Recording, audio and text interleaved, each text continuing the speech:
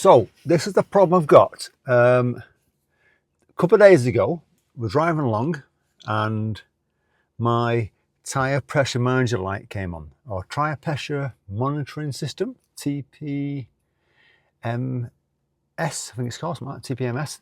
Yeah, the tyre pressure monitoring system came on. So I pulled over. If you've never seen what one it looks like, I'll put a little picture of one at the top here. And I pulled over, went around the tyres, checking it. They all felt up quite nice and filled up. I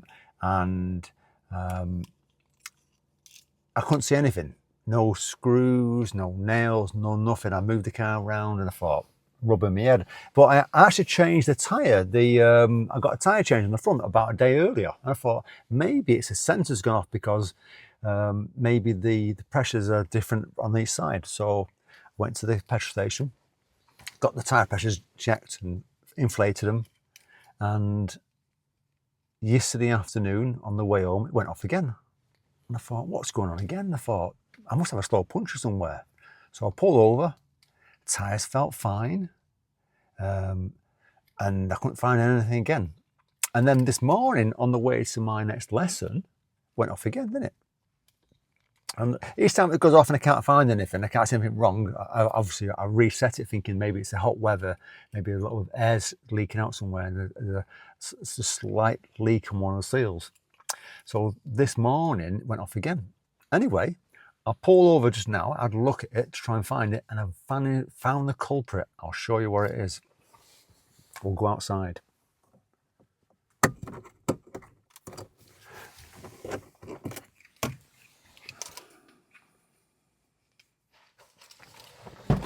So this is the problem.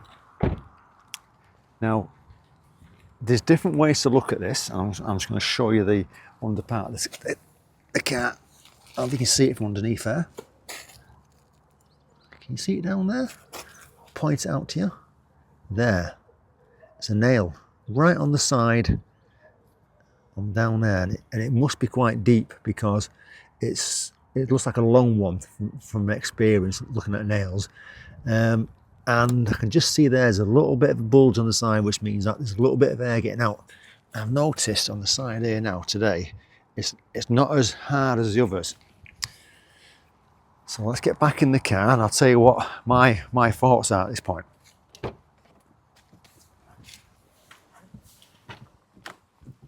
I'll just put that back on the cradle. There we go. So I managed to find the problem, which has got a nail on the rear passenger tyre. So it's not the new one I changed a couple of days ago, because that was another nail. Finding nails everywhere at the moment. It's just the way it goes. So the rear tyre, it's got a nail in. From experience, it looks like a long one. From the shape of it and from when I've come across nails in the past. So it's not on the sidewall, but it's right on the side of where the tread is. Now there's two options you can do. I'm going to choose the second option, but the first option would be obviously go to a garage. That's the first thing you've got to do. No matter what's going to happen now, you've got to go to a garage, because if you keep pumping that up, eventually the nail's going to come out. And it might be in a situation where you're going to need to get from A to B and not get stranded. So after this, I'm going to drive to the garage. So the first option would be go to the garage, ask them, can they plug it? So what I mean by plugging it is, if they think it's worth just taking the nail out and putting a seal in it and filling it back up, and it should be fine.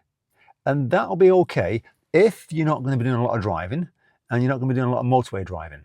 So that's fine, that option, if they say it's safe to do so. If it's on the sidewall, they're not going to be able to do that, because the sidewall needs to be kept clear. Option 2, which is what I'm going to do, which is change the tyre. It's just as easy for me to change the tyre, because yeah, it's going to cost me more. The plugging it, which is option 1, will probably cost about, depending on where you go, between £10 and £20.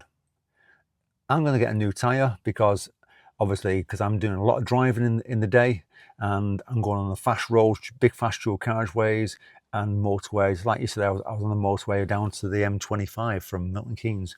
So I really need the tyres not to be any problems with it. So that's what I'm going to do, get a brand new tyre changed. And it'd be interesting what you think, whether you would get it plugged for 10, 20 quid and drive round where you are, or get a new tyre. My options, get a new tyre.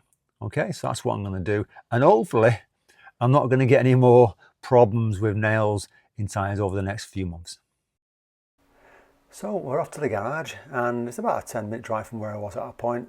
So I've just cut this bit out, and as we're at the garage, we just left turn into this little area where I do lots of work on different vehicles.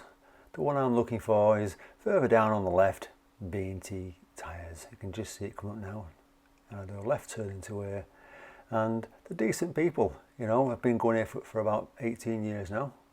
They take care of your tyres pretty quickly. They don't hang around. So let's see them take the tyre off.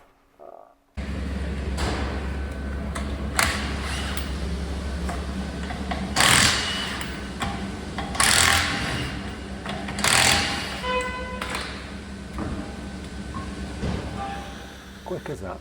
They jacked it up and took it off. And then putting the tyre on is just as quick.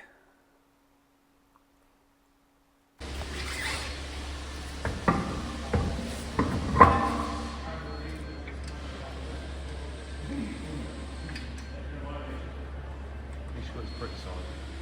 Well, if he looks at the camera, he'll get a pretty shot.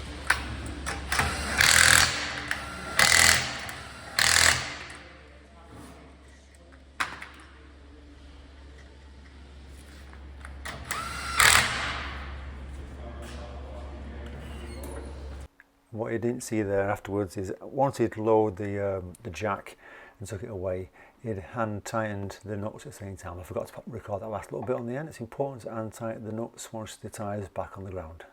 But yeah, done and dusted within 5 minutes and back on the road with a new tyre on and not worrying about the time going down when I'm doing something important. So hope you've liked this short video. If you did, fantastic, and check out the videos below of other unusual situations that you could do in a car after you pass your driving test.